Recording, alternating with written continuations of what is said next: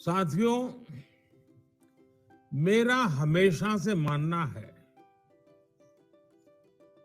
कि पूर्वी भारत में देश के विकास का एक मजबूत स्तंभ, देश के विकास का एक मजबूत इंजन, उसका पूरा पूरा सामर्थ्य हमारे पूर्वी भारत के क्षेत्र में है। वहां प्राकृतिक संसाधन भी भरमार है और वहां ऊर्जावान, तेजस्वी, ओजस्वी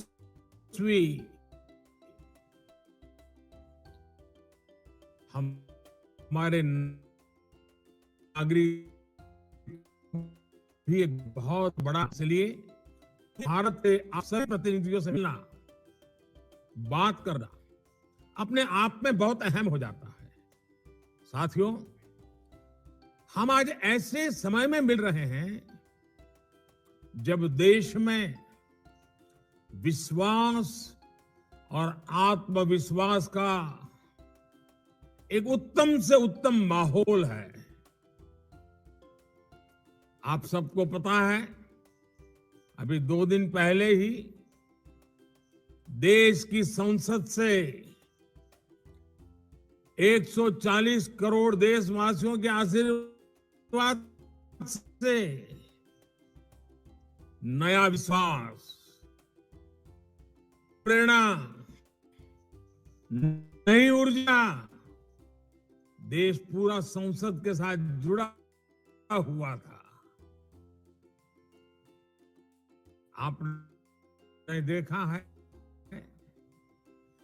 कि हमने समझाया और देश भर में नेगेटिविटी फैलाने का जो एक सिलसिला चला है, उसका भी करारा जवाब दिया।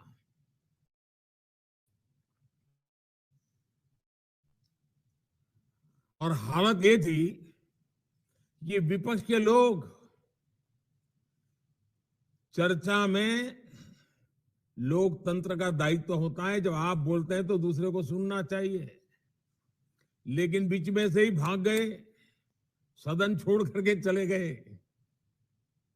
बहानेबाजी कुछ भी करी हो, लेकिन सच्चाई ये थी कि वो अविश्वास प्रस्ताव पर वोटिंग से डर गए थे।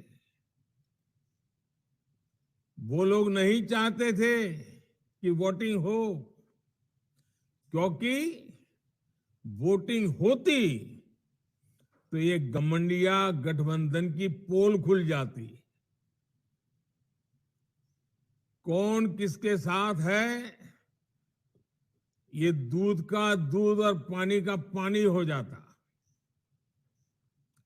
और इसलिए बचने के लिए ये भाग गए। साथियों, ये लोग सदन से भाग गए, ये पूरे देश ने देखा है। लेकिन ये बहुत ही दुखद है कि इन लोगों ने मणिपुर के लोगों के साथ इतना बड़ा विश्वासघात किया। सत्र प्रारंभ होने से पहले देश के गृह मंत्री, उन्होंने इन राजनीतिक दलों से चिट्ठी लिख करके कहा था कि वो तत्काल मणिपुर की चर्चा करना चाहते हैं और अकेले मणिपुर पर विशद चर्चा होए जरूरी है। इतने संवेदनशील विषय पर पक्ष विपक्ष में विस्तार से बात होती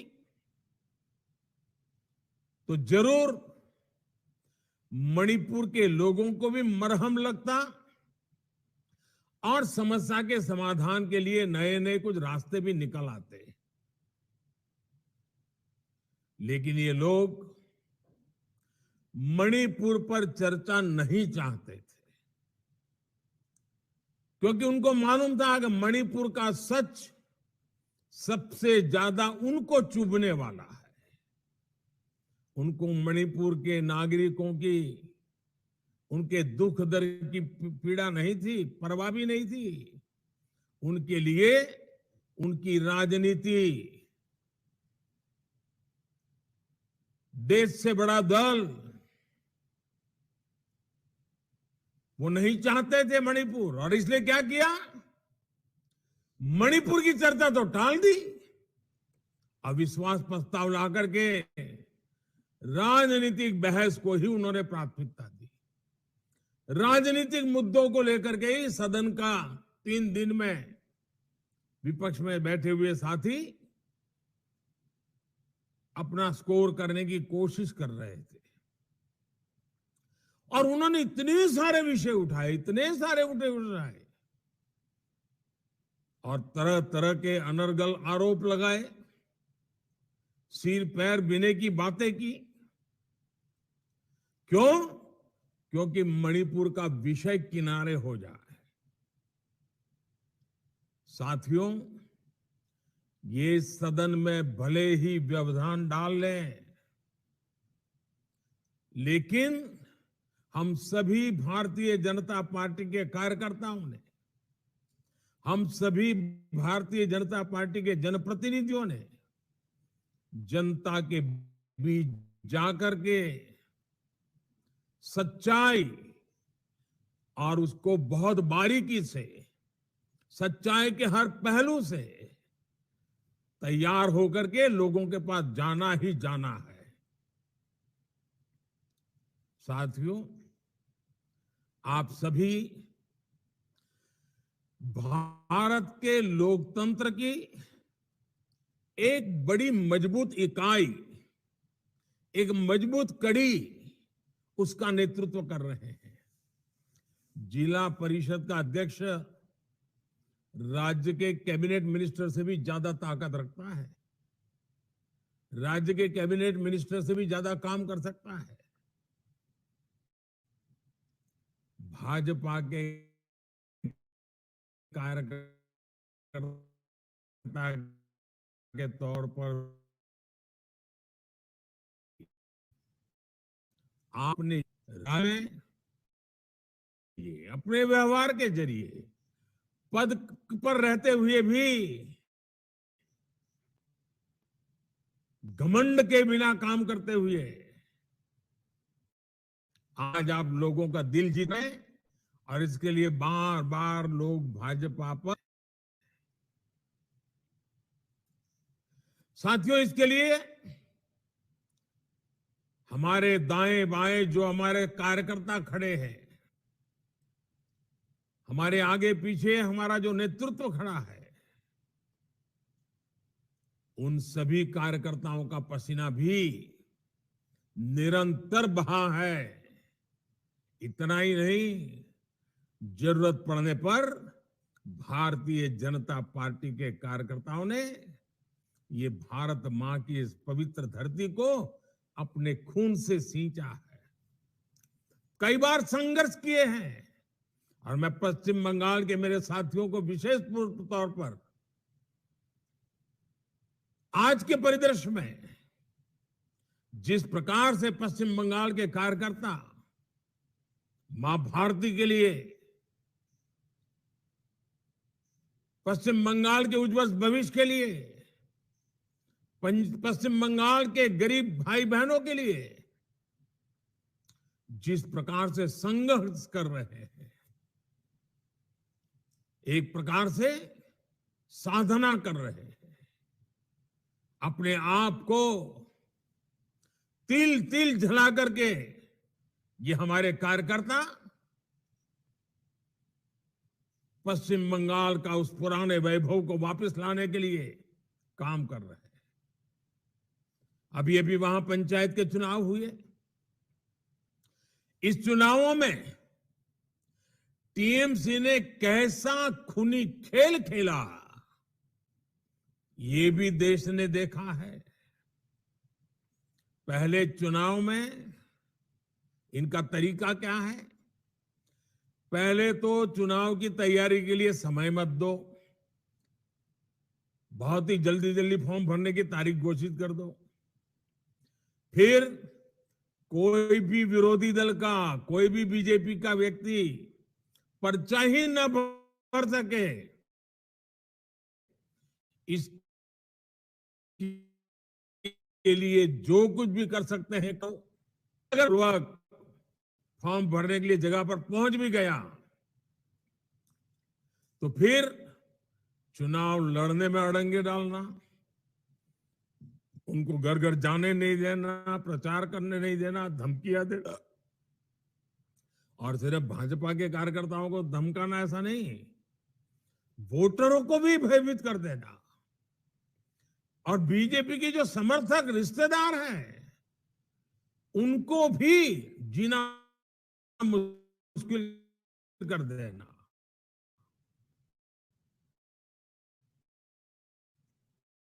घर से निकलने नहीं देना और वोटिंग करना, ये टोलाबाजों की फौज, थप्पेबाज की फौज बन जाती है। सारे गुंडों को कॉन्ट्रैक्ट दिया जाता है, कितने पोलिंग बूथ को कौन कैप्चर करेगा, मतपेटियां उठा करके भागना, और फिर जब काउंटिंग होता है तो एक एक वोट पर अड़ंगे डालना, भय का वातावरण बनाना, काउंटिंग में से बीजेपी के कार्यकर्ताओं को उठा करके बाहर ले जाना, बैठने नहीं देना। इतने जुल्म के बाद भी ये पश्चिम बंगाल की जनता है, उसका प्यार है कि वो बीजेपी के कार्यकर्ताओं को आशीर्वाद देते रहे हैं और बीजेपी के प्रत्याशी जीतते जा रहे हैं। और जब जीत जाते हैं तो उनको जुलूस नहीं निकाल देना, कोई जुलूस निकालने की कोशिश करे तो हमले बोल देना।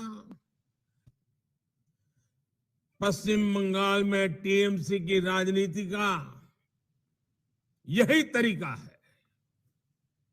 वहां हमारी बहनों को, हमारे आदिवासी भाई बहनों को कैसे प्रताड़ित किया जाता है, ये हम भली भांति जानते हैं।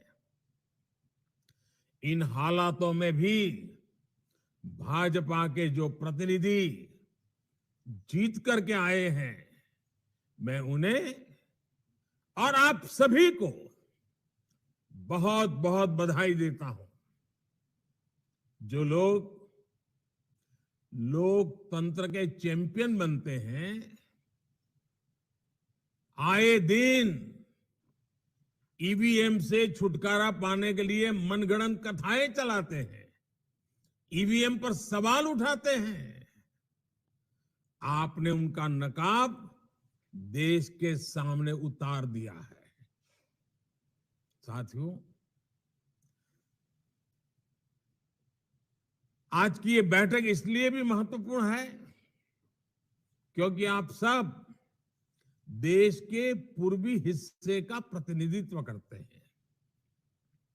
और मैं नड्डा जी को और भाजपा के सभी वरिष्ठ नेताओं को बहुत बहुत बधाई देता हूं कि उन्होंने ये अभ्यास वर्ग का सिलसिला, जो भारतीय जनता पार्टी के चरित्र की सबसे बड़ी ताकत है, पद प्राप्त करने के बाद भी वो सिलसिला चलता रहता है।